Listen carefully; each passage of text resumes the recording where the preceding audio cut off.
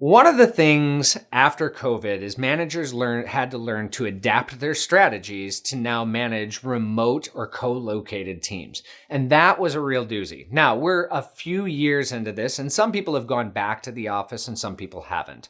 But the reality is no matter what it is, whether you're working with clients or whether you're working with your teams, we still have to manage this remote concept.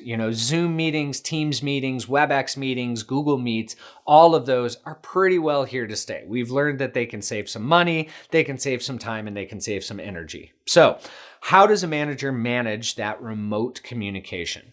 Well, don't become over-reliant on one medium of communication. So if you're using face-to-face and video, that's great.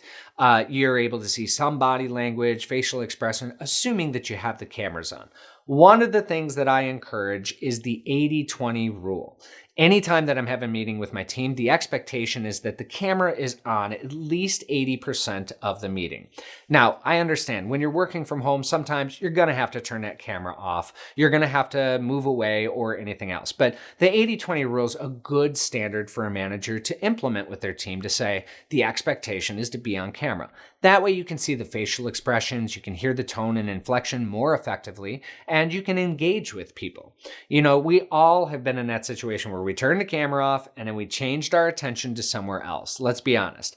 So by creating the conditions of having, hey, this is not just for me, but this is for the entire team. We all deserve to work in a place where we're valued, heard, and acknowledged. And by having our cameras on, we're really going to be able to engage with each other and connect with each other in a more appropriate way.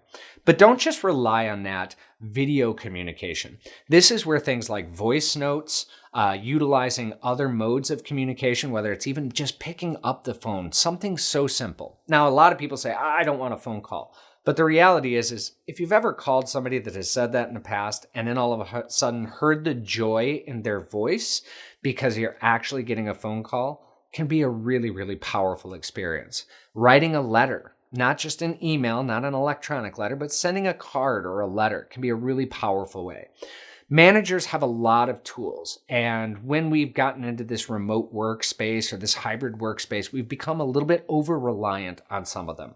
Really mix it up, and that's going to have a huge impact on your success.